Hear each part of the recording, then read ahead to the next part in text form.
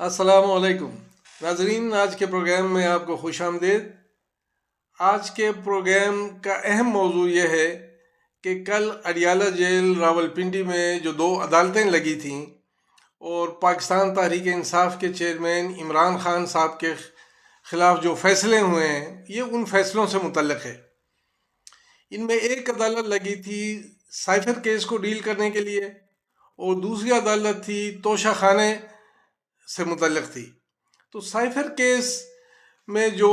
Case چل رہا تھا، اس میں یہ بتایا گیا تھا کہ سابق وزیر اعظم عمران خان صاحب نے آفیشیل سیکرٹ ایکٹ کی خلاف ورزی کی ہے۔ اس آفیشیل سیکرٹ ایکٹ کے مطابق جو ڈی کوڈڈ پیغام یا خط وزارت خارجہ کی طرف سے ان کے پاس بھیجا گیا تھا، وہ 1 مہینے کے اندر واپس جمع ہونا چاہیے تھا، وہ ابھی تک جمع نہیں ہوا ہے۔ وہ خط کہاں گم ہوا ہے اس کا کوئی پتہ نہیں، اور اس کے گم ہونے سے فرق کیا پڑتا ہے اس پہ بھی کوئی خاص بات کرنے کو تیار نہیں۔ بہرحال یہ بتایا جاتا ہے کہ جی خط گم ہو گیا ہے۔ اور دوسری وجہ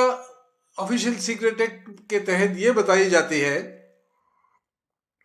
کہ ڈی کوڈڈ خط کو یا میسج کو پبلک کے سامنے اس کا ذکر نہیں کرنا چاہیے تھا۔ اب پبلک کے سامنے پاکستان کا وزیر اعظم 22-23 کروڑ کا عوام کا جو نمائندہ ہوتا ہے، اگر وہ ضروری سمجھ کے ذکر کرتا ہے تو اس کو غلط قرار دینا بھی ایک الگ عوام کے اندر بحث کا ایک نیا پہلو کھول سکتا ہے۔ بہرحال ان 2 بنیادوں پر سابق وزیر اعظم عمران خان کو 10 سال قید کی، اور ان کے اس دور کے وزیر خارجہ شاہ محمود قریشی صاحب کو بھی 10 سال قید کی سزا سنائی گئی تھی۔ اب اس سزا میں جو ٹیکنیکل غلطی ہوئی وہ یہ تھی کہ شاہ محمود قریشی صاحب کا بیان نہیں لیا گیا، جسے ریکارڈ کا حصہ بننا چاہیے تھا، اور دوسری غلطی یہ ہوئی کہ ملزم کے وکلاء کو یہ موقع نہیں دیا گیا کہ وہ گواہان پر جرح کر سکیں۔ اب قانونی ماہرین کہتے ہیں کہ ان 2 بڑی غلطیوں کی بنیاد پر یہ کیس بہت کمزور ہے، اور جو فیصلہ ہوا ہے اس فیصلے کو دوسری عدالت میں، بڑی عدالت میں ریجیکٹ ہونے میں، رد کیے جانے میں دیر نہیں لگے گی۔ دوسری عدالت توشہ خانے کیس کو ڈیل کر رہی تھی جج محمد بشیر صاحب، اور اس میں ٹیکنیکل غلطیاں یہ ہوئیں کہ نمبر 1 تو یہ ہے کہ جج صاحب نے فیصلہ سنانے میں بڑی جلدی کی۔ انہوں نے ایک تو عمران خان صاحب اور ان کی بیگم بشرا بی بی کو 14 سال قید بامشقت کی سزا سنائی۔ دوسرا انہوں نے 1 ارب 57 کروڑ روپے کا جرمانہ ان پر عائد کیا، اور تیسرا عمران خان صاحب کو 10 سال کے لیے سیاست سے باہر کر دیا، یعنی نااہل کر دیا، قرار دے دیا۔ تو اب اس میں ٹیکنیکل غلطیاں جو قانونی ماہرین بتاتے ہیں وہ یہ بتاتے ہیں کہ اس میں جس عدالت میں بھی کسی ملزم کا ٹرائل جب چل رہا ہو اور جب ٹرائل مکمل ہو تو ملزم کو یہ اختیار دیا جاتا ہے کہ وہ اپنے دفاع میں جو بولنا چاہے بول سکے، اور ان کا بیان ریکارڈ کر لیا جاتا ہے۔ اس بیان کو فوجداری کیسز میں 342 کہا جاتا ہے، اور توشہ خانہ کیس میں نہ تو ملزم کی بات سنی گئی اور نہ ان کا 342 بیان ریکارڈ کا حصہ بنا دیا گیا، اور اس میں بھی پھر وہی غلطی ہوئی کہ ان کے وکلاء کو نزدیک آنے نہیں دیا گیا کہ وہ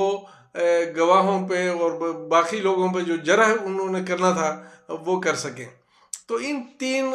ٹیکنیکل غلطیوں کی وجہ سے قانونی ماہرین توشہ خانہ کیس کے بارے میں بھی یہی بتاتے ہیں کہ جب اگلے عدالت میں، ہائی کورٹ میں یا سپریم کورٹ میں کیس داخل ہوگا تو وہاں کا جج سب سے پہلے دیکھے گا کہ پچھلی عدالت نے کون سی ٹیکنیکل غلطیاں کی ہیں۔ اگر ٹیکنیکل غلطیاں نظر آتی ہیں تو قانون ملزم کو یہ حق دیتا ہے کہ وہ عدالت اس کیس کو رد کر دے اور اس کیس کو پھینک دے۔ تو یہ تھی کل کے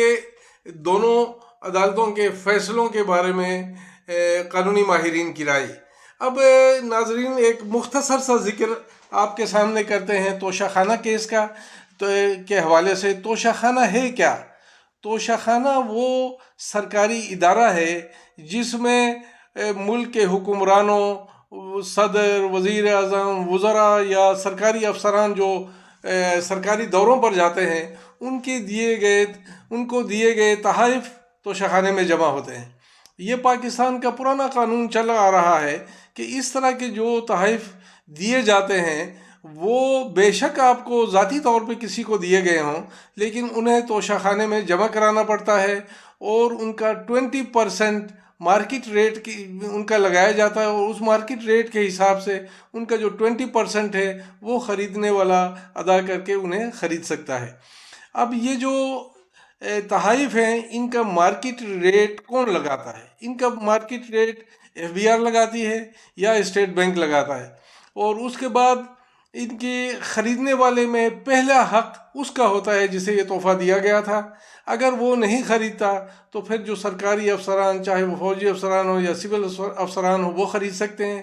اور اگر وہ بھی نہ خرید دیں تو پھر تیسرا حق بنتا ہے عوام کا۔ اور اس توشہ خانے میں جمع کرائے گئے تحائف کی نیلامی بھی ہوتی ہے، سال میں ایک بار یا 2 بار، لیکن ہمارے ملک میں چونکہ اسے برا سمجھا جاتا ہے کہ جس ملک نے تحفے دیے ہیں اب ان تحفوں کی نیلامی کی تشہیر نہیں ہوتی، اس لیے اسے خفیہ رکھا جاتا ہے اور یہ نیلامی ہوتی ہے۔ اب عمران خان صاحب پہ جو توشہ خانے کا کیس بنا تھا، وہ کیس بنا تھا سعودی عرب کی طرف سے، جو انہیں ایک رسٹ واچ یعنی گھڑی تحفے میں دی گئی تھی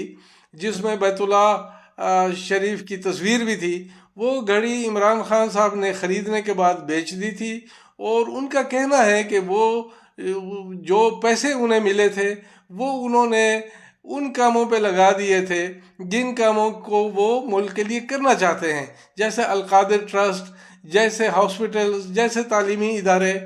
تو یہ ان کا اوپینین تھا۔ اب اس کیس کو، اس ایک گھڑی کو توشہ خانے سے خرید کر بیچنے کے الزام میں ان پر کیس چلایا گیا۔ اب اس میں یہ اگر ہم دیکھیں تو ان سے پہلے جنرل ضیاء الحق صاحب بھی بہت سارے تحائف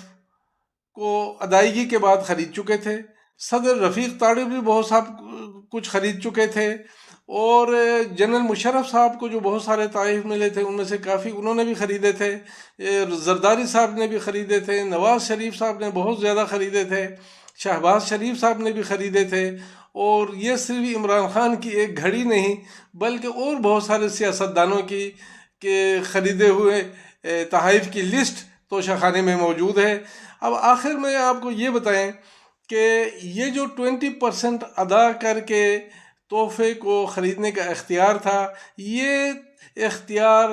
اس اختیار میں تھوڑی سی تبدیلی عمران خان صاحب نے اپنے دور حکومت میں کی تھی۔ انہوں نے 20% کو ختم کر کے 50% کر دیا تھا کہ جو خریدنا چاہتا ہے 20% کم ہے وہ خریدنے والی چیز کا 50% ادا کرے۔ لیکن اگر توشہ خانے کے ریکارڈ کو دیکھا جائے تو چاہے وہ مریم نواز ہے، چاہے وہ زرداری صاحب ہیں یا جو بھی ہیں، انہوں نے جو خریداریاں کی ہیں بہت سو نے وہ رقم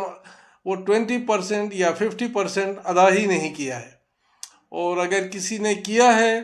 تو ان کی تعداد بہت کم ہے۔ بہرحال ناظرین، یہ تھا آج کا پروگرام، اور آپ کو انشاءاللہ ملک کے حالات کے بارے میں اپڈیٹ رکھیں گے۔ بہت مہربانی، بہت شکریہ۔